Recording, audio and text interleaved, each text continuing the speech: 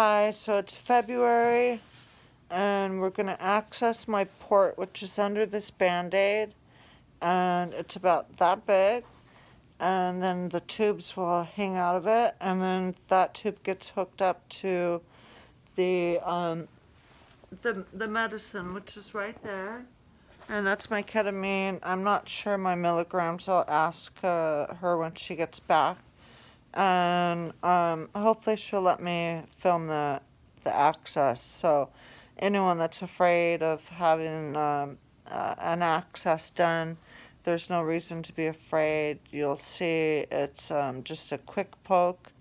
The needle's about that big, and then it clamps down.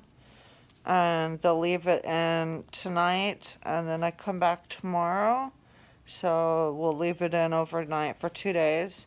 And then we remove it. So then when it's in there, I can't shower.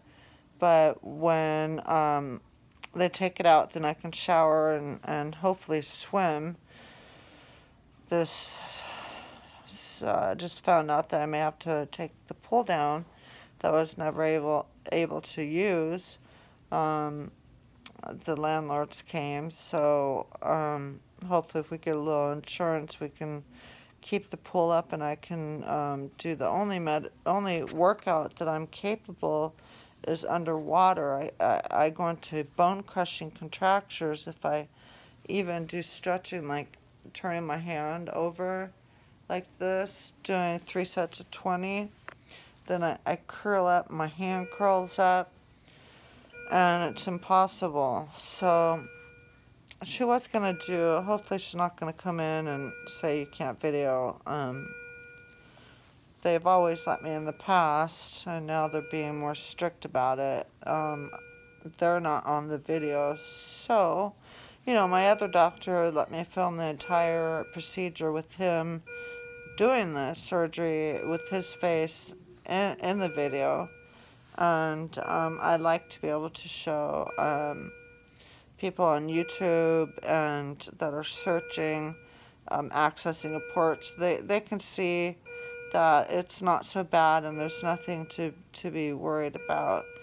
I will also talk a little bit. I don't think I've really gone in a lot. I did one on how I got RSD, CRPS, which was from my cancer surgery.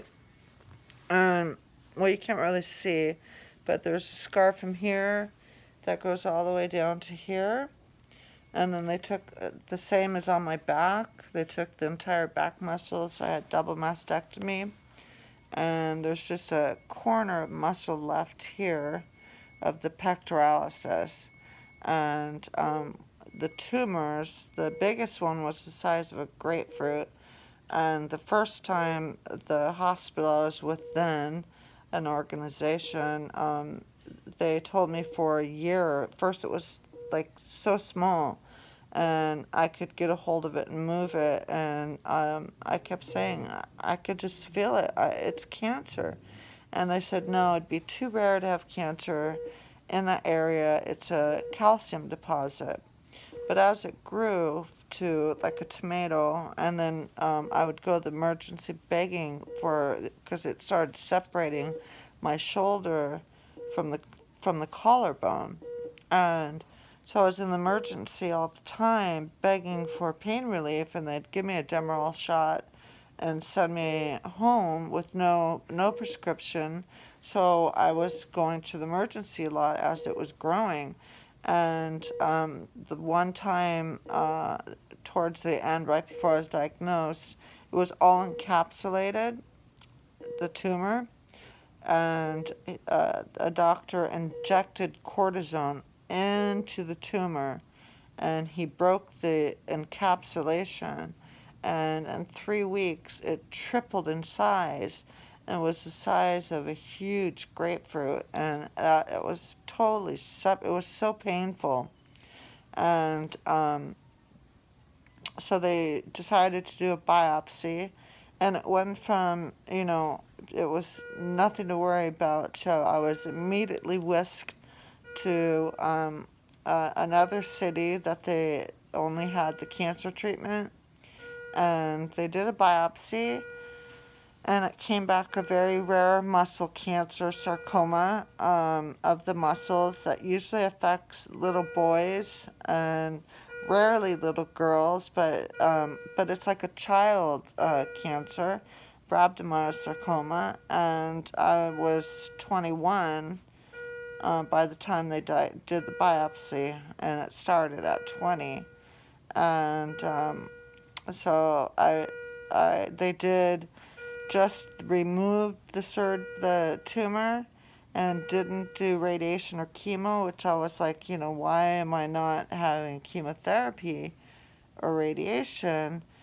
And they said, we got it all. And 5 months later, not even 6, it came back, and I had 5 huge tumors all across my chest and under my armpit, on my glands, but not in it, and in the back and in my arm. So they suggested that my best survival would be to do an amputation at the shoulder, and I said, no way. I was a hairdresser, a fitness model, and an actress, and I was not. I said, just do the radiation, do whatever you can, but I'm keeping my arm, even if it's just decoration. And it took about a year to learn how to use my arm. It would just hang and drop. And all my friends called me Ed Bundy because I would put my hand in my pant. I had a big brace that they had me in, but I didn't like it, so I would just stick my hand in there and let it hang there. If it came out, it would just collapse. I could not do this at all. So I just started jiggling my fingers, and I did physical therapy on my own, and relearned to use my arm again, and then it came back. And at the same time, I had a secondary, completely different cancer of the cervix, and I had 3 surgeries, and so it's very rare to have 2 different cancers going on at the same time.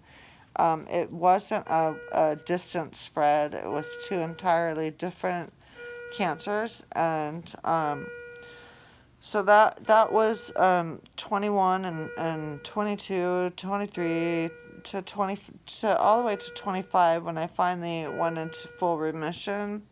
I went through 3 months of radiation, full body, front and back of cobalt, which is really hard, and I've never been the same person. I would have to crawl to the bathroom, and even after the radiation was done, and I kept saying, help me, something's really wrong, and they said it was radiation poisoning, but that in several months I would return back to normal. I suddenly got food allergies. I could no longer eat pizza or flour, pasta, anything with sugar in it, and I got chronic fatigue syndrome, and I've had that now ever since, chronic fatigue syndrome, ME, and the food allergies. I've been on the Candida diet for 35 years now, and I've just in last year started eating a little bit of it. I think that's part of my weight gain, that my antidepressant, and I had a hysterectomy as well. My story, I put it into a short biography, first draft, and I'm deciding whether to post it or not. And it talks about how Scott and I met and fell in love while I was in the hospital for 3 months with my double mastectomy, and NBC filmed our wedding, because it was a pretty amazing love story. But as marriages go, there's ups and downs, and today hasn't been a great day, and a little bit not real smiley. But I want to give a shout out to Evita, who made me laugh and smile during a very stressful morning. And you really did make me smile and made me feel a lot better. And anyway, I'm waiting for her to do the access. And so I wanted to say that people, you need to make sure that your spouse, your significant other is kept calm during ketamine. Pick your battles.